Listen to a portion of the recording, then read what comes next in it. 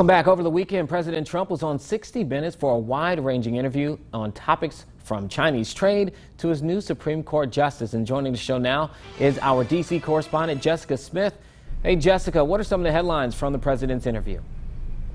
Hey, Eugene, this interview covered a lot of topics, and at times it was very contentious. One of those topics that got a little heated, of course, was the Russia investigation. President Trump said he would not pledge to not end the Russia investigation. He said he was not inclined to do that, but he wouldn't pledge to not end it. He also talked about Russia's interference in the 2016 election.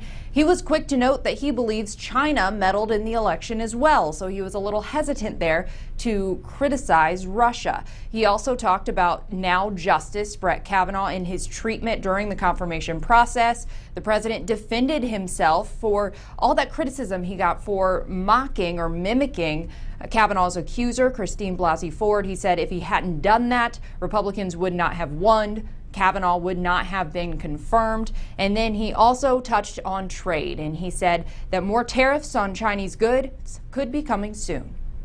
All right, well, speaking more about President Trump right now in terms of the recent hurricane, he's visiting Florida today to survey the damage that was made. Can you tell us about his visit and what the president says about those recovery efforts? Right. The president and the first lady went to Florida and Georgia today to take a look at the damage caused by this hurricane. They took a helicopter tour of some of the hardest hit areas. They met with local first responders. They gave out water bottles to the victims of this hurricane. The president really praised first responders, Florida's governor, and just the officials there for how they have dealt with this hurricane. But he noted that the destruction was just unbelievable, and there is still a long way to go in this road toward recovery. Yeah, definitely thinking about all those people impacted there. The Washington Post says that one of their journalists is still missing. It was last seen entering the Saudi consulate in Turkey.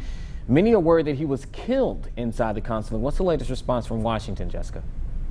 Well, the president tweeted this morning saying that he talked with the king of Saudi Arabia and he denied any involvement in Khashoggi's disappearance or his possible murder, but many people are skeptical about that denial. They say that evidence points that he was killed inside that consulate. Turkish officials say they have that evidence that shows he was murdered there.